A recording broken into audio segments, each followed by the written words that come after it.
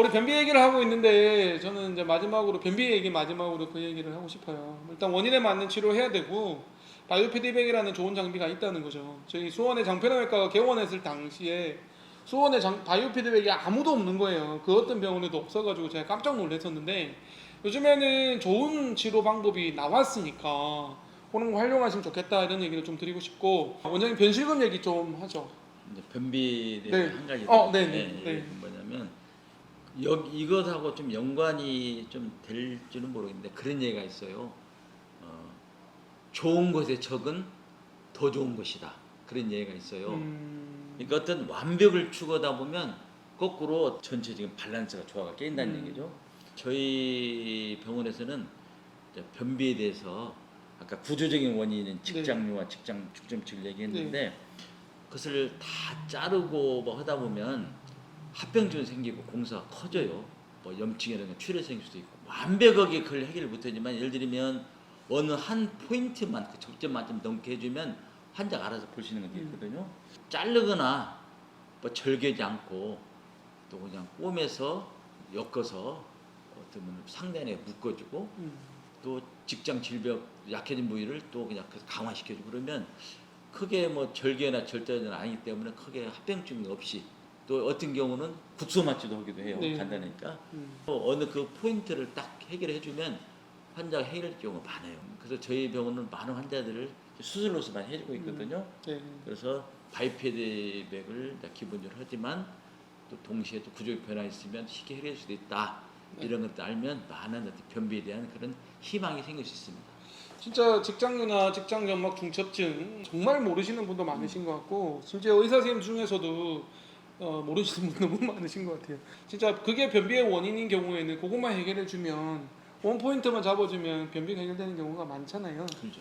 좋습니다. 변실금 얘기를 좀 할까 하는데요. 변실금도 사실 변비만큼이나 되게 소외되어 있는 질환인 것 같아요. 원장님이 장문외과 앞에도 변실금이라고 이렇게 해놓고 가로채가지고 변실금이라는 단어 자체를 모르시는 분 되게 많으시잖아요. 네, 변이 이렇게 약간 좀 찌금찌금씩 묻거나 새거나 의도하지 않게 나오는 거를 변실금이라 그러는데 장문외과가 변실금도 굉장히 특화되어 있습니다. 특별함이 무엇인가요?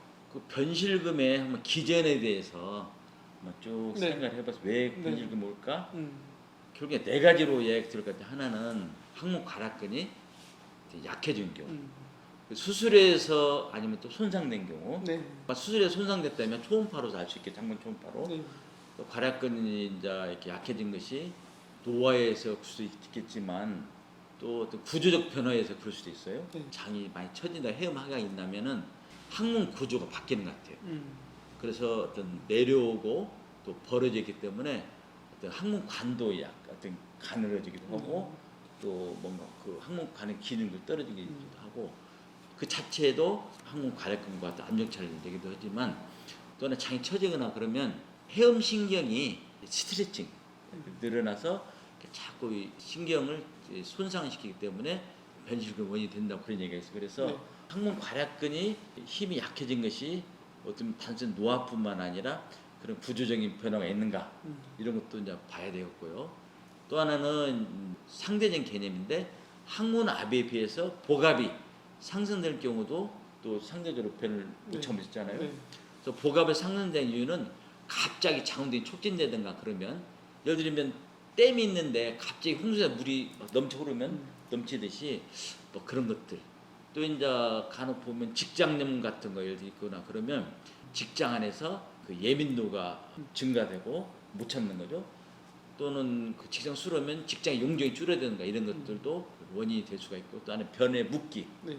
또 변이 어느 정도 형태를 갖춰 있어야 되는데 적당한 굵기와 갑자기 묽어질 수도 있잖아요. 그래서 그런 것들에서 네 가지를 가만 종합해서 그 어떤 거 원인이 될까, 몇 가지가 섞여 있는가 이런 거를 어떤 종합적으로 해서 이제 판단해 주는데 뭐 치료로 본다면 예를 들면 아까 그 약물 치료라든가 뭐 이런 것들도 중요하고 식이요법 요즘에는 그 포드맵이라는 게 있어요. 포드맵 대장님 일으키는 또 이렇게 음식들이 있어요. 뭐 예를 들면 음료수라든가 뭐 과당 이런 거 또 과일도 뭐 사과 배 이런 거 몇 가지 있거든요. 그런 것들을 좀 음식 조절을 해야 되고 그다음에 운동도 상당히 중요한 것 같아요. 운동을 해주면 그 자체가 뭔가 이 자율신경의 기능들을 좋게 해주는 거 있지만 또 하나는 변실금은 체력하고 연관인데요. 아무래도 체력이 떨어지면 또 힘도 같이 떨어지니까. 그다음에 심리적 안정.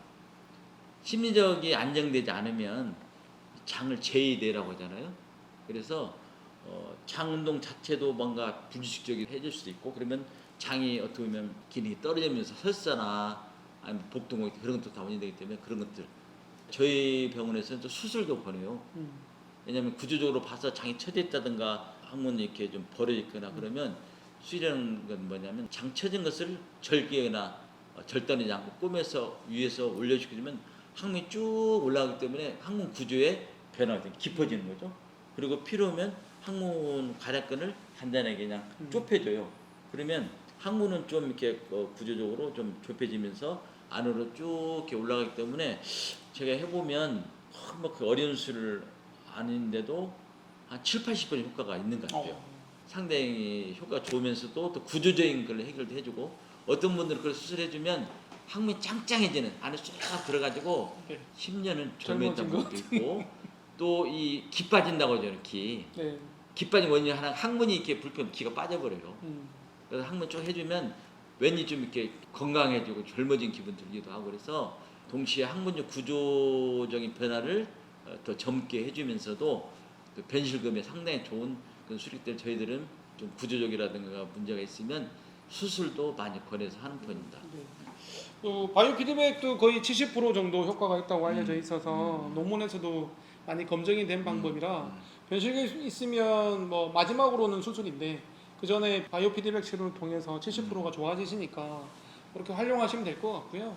저는 변실금으로 고생하시는 분들을 뵐 때마다 참 안타깝다고 생각이 드는 게 숨기잖아요. 그렇죠. 안 오시잖아요. 변실금으로 고생하시는 걱정하시는 의료 소비자님께 마지막으로 한 말씀 좀 부탁드리겠습니다.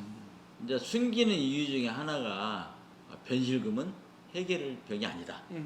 라고 하는 그런 그 어떤 사회적 통념이 있는 것 같아요. 그렇지만 변실금도 여러 가지 진단이나 같은 이런 치료를 통해서 물론 100%는 아니에요. 네. 왜냐하면 수술로 했을 경우에 구조적인 변화는 있지만 본인이 갖고 있는 괄약근의 힘을 완전히 젊음으로 돌릴 수는 없기 때문에 나중에 수술하더라도 혹시 100% 완전 못 올 수도 있다. 그런 경우에 어떤 이제 식이요법이라든가 아니면 전기치료 이런 걸 통해서 바이오피드백을 통해서 같이 보강했는데 얘기를 하는데요. 어떤 그래도 많은 대부분 7~80% 되더라도 큰 거지 않습니까? 그리고 또 하나는 그 사회적 통념인 것 같아요. 변이 샌다 그러면 왠지 너무 대변 막 그러면 좀 약간 부끄러운 것 같고, 특히 뭔가 치매 막 이런 식으로 생각할 수가 있고, 그래서 어쨌든 그 통념난 그런데 사회가 발전할수록 자꾸 오픈은 시대거든요. 오픈해야지 빨리 조기에 치료되기 때문에 해서 좀 부끄럽다고 생각하는 그런 것들을 벗어나야 되는데, 질병이란 것은 누구 책임도 아니고 또 어떤 윤리적이나 또 선악의 그런 것이 다른 얘기잖아요. 네. 그 질병 그야말로 질병이에요. 그 질병은 병원 가서 치료하는 것이 당연하지. 그걸 질병을 갖다 예를 들면 뭐 부끄러워 어떤 윤리적 개념처럼 막 숭배할 그런 병이 아니기 때문에 그런 것들을 의식하고 조금은 음지에서 양지로 나와야 된다. 그리고 또 사회적인 통념. 옛날에 정신과 보면 정신 환자들이 많이 안 갔잖아요. 네.